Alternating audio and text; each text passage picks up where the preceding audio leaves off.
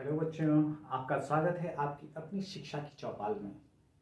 और आज इस चौपाल में हम अध्ययन करते आए हैं अभी तक भारत के संवैधानिक इतिहास का।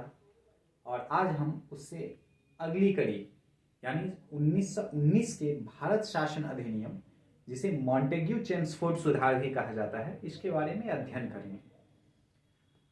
तो इससे पहले जो आपने 1909 का पढ़ा वह था भारत परिषद अधिनियम, लेकिन आज जो हम पढ़ने जा रहे हैं वह है भारत शासन अधिनियम। परिषद अधिनियम मतलब परिषदों में सुधार से संबंधित होगा, और शासन अधिनियम मतलब शासन में सुधार से संबंधित होगा। तो मॉन्टेग्यू जो तत्कालीन भारत सचिव थे और चेम्सफोर्ड जो तत्कालीन गवर्नर थे, इन दोनों के संयुक्त प्रयास से 1919 का भारत शासन अधिनियम लाया गया। तो 1919 के भारत शासन अधिनियम का जो मुख्य प्रावधान था वह था भारतीयों को उत्तरदायी शासन प्रदान करना। उत्तरदायी शासन प्रदान करना, या आप बोल सकते हैं कि अधिक प्रतिनिधित्व प्रदान करना, अधिक सहभागिता प्रदान करना। हम बोल सकते हैं कि यह जो है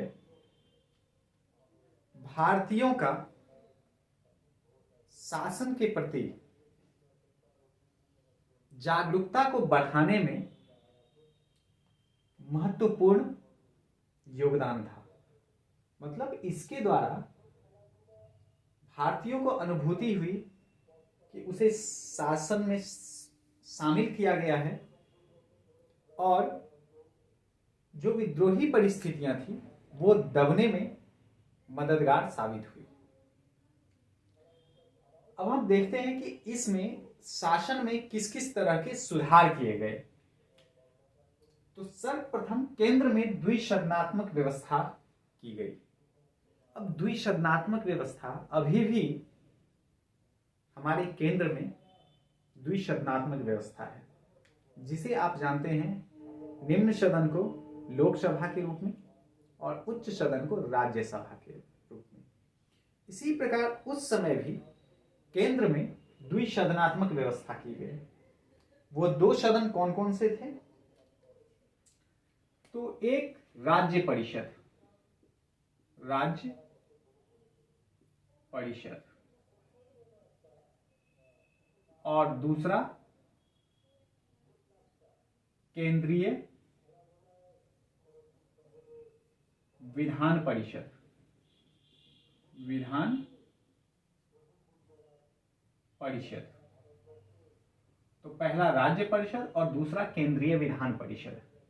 राज्य परिषद ठीक उसी प्रकार था जिस प्रकार वर्तमान समय में राज्यसभा होती है, और केंद्रीय विधान परिषद निम्न सदन थी जिस प्रकार वर्तमान समय में लोकसभा होती है।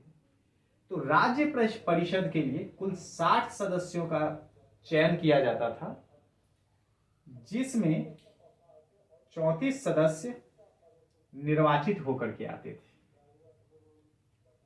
और केंद्रीय विधान परिषद में कुल 145 सदस्यों का सदस्य होते थे,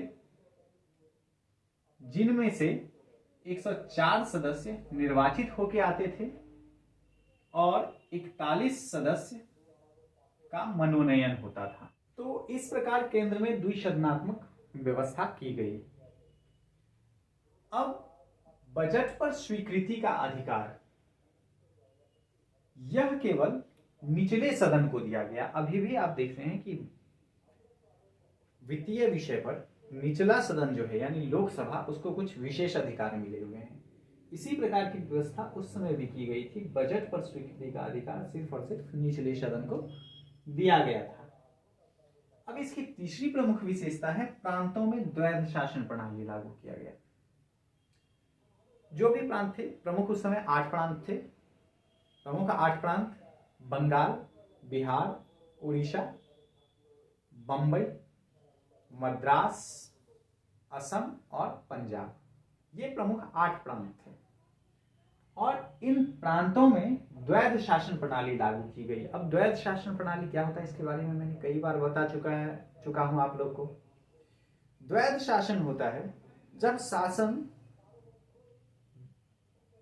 2 स्तरों पर, 2 पार्टियों द्वारा, 2 संस्थानों द्वारा या 2 व्यक्तियों द्वारा किया जाए तो वह द्वैध शासन कहलाता है। तो यहां पर भी प्रांतों में शासन को 2 भागों में बांट दिया गया। किनके किनके? तो इनको विषय के आधार पर बांटा गया था। एक आरक्षित विषय और दूसरा हस्तांतरित विषय। दूसरा हस्तांतरित विषय। तो आरक्षित विषय जो थे वह संबंधित प्रांत के गवर्नर के अधीन होते थे और ये विषय कानून व्यवस्था, संचार, उद्योग, इन सब से संबंधित होते थे, जिन पर नियम गवर्नर के द्वारा बनाया जाता था या वही निर्णय लेते थे। और हस्तांतरित विषय जो थे वह वहां की विधान परिषद के हाथों में होती थी। और जैसे स्वास्थ्य हो गया, शिक्षा हो गया, स्थानीय सामान्य प्रशासन हो गया, ये सब विषय जो थे, जो स्थानीय महत्व के विषय थे, उन पर वहां की विधान परिषद नियम बनाती थी, निर्णय लेती थी। तो ये विषय हस्तांतरित विषय थे। तो इस प्रकार प्रांतों में द्वैध शासन प्रणाली लागू किया गया। इसके बाद अगला पॉइंट, सांप्रदायिक प्रतिनिधित्व में अन्य धर्मावलंबियों को भी शामिल किया गया और नस्ल के आधार पर आंग्ल भारतीय और अन्य यूरोपियों पर भी लागू किया गया। इसके पहले वीडियो में यानी 1909 के अधिनियम में आपने सांप्रदायिक प्रतिनिधित्व की बात पढ़ी और उसमें था कि सांप्रदायिक प्रतिनिधित्व के आधार पे सिर्फ मुस्लिमों को प्रतिनिधित्व दिया गया था, परंतु इसमें सभी धर्मों के लोगों को, चाहे वह हिंदू हो, सिख हो, ईसाई हो, जैन हो, बौद्ध हो, सभी व्यक्तियों को इसमें सांप्रदायिक प्रतिनिधित्व के आधार पर स्थान आरक्षित किया गया। साथ ही साथ नस्ल के आधार पर भी आंग्ल भारतीय और यूरोपियों के लिए प्रतिनिधित्व प्रदान किया गया। अब इस अधिनियम की और प्रमुख विशेषताएं जो थी वह थी कि भारत में लोक सेवा आयोग के गठन का प्रावधान किया गया। तो भारत में ये एक बहुत महत्वपूर्ण प्रश्न है, आप ध्यान में रखिएगा कि भारत अगर कभी प्रश्न पूछे कि किस शासन अधिनियम के द्वारा भारत में लोक सेवा आयोग के गठन का प्रावधान किया गया, तो आपका उत्तर होना चाहिए 1919 का भारत शासन अधिनियम। और इसी के अंतर्गत 1926 ईस्वी में लोक सेवा आयोग का गठन किया गया था। अब भारत में पहली बार महिलाओं को मतदान का अधिकार मिला, जो बहुत बड़ी बात थी। लेकिन आपको पता होना चाहिए कि फिर भी ये जो केंद्र में द्विसदनात्मक व्यवस्था थी और इसमें जो ये राज्य परिषद था, इसमें अभी भी महिलाओं को मतदान का अधिकार तो मिला, लेकिन महिलाएं एज ए सदस्य उसमें शामिल नहीं हो सकती थी। अब अगला पॉइंट कि केंद्रीय बजट को राज्य बजट से अलग किया गया। जाहिर सी बात है कि जब द्वैध शासन जो है लागू की, माफ कीजिएगा, जब जो है प्रांतीय विधान परिषद के लिए अलग व्यवस्था की गई, केंद्रीय विधान परिषद के लिए अलग व्यवस्था की गई, तो बजट का भी बंटवारा होना काफी जरूरी था। अतः इसमें केंद्रीय बजट को राज्य बजट से अलग किया गया। और ब्रिटेन में भारतीय उच्चायुक्त के नियुक्ति की घोषणा हुई। अब आप समझ सकते हैं, अगर वर्तमान दौर में कोई किसी भी देश का उच्चायुक्त अगर दूसरे देश में है तो वह उसकी संप्रभुता का सूचक है। हालांकि यहाँ पे भारत को संप्रभु तो नहीं किया गया, उसे कोई निर्णय लेने के लिए पूरी तरह से स्वतंत्र तो नहीं किया गया, लेकिन एक उच्चायुक्त की नियुक्ति की गई जो भारतीयों के लिए उम्मीद की किरण थी।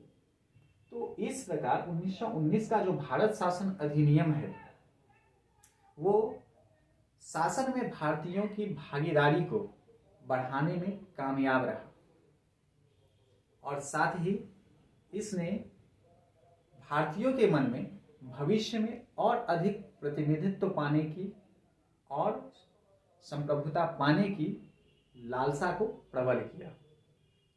मैंने इस वीडियो को काफ़ी शॉर्ट में बनाया है, हालांकि ये वीडियो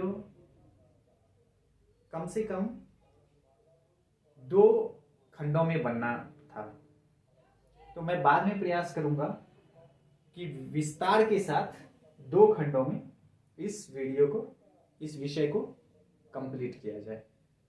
ठीक है, तो मिलते हैं आपकी अपनी शिक्षा की चौपाल के अगले वीडियो में।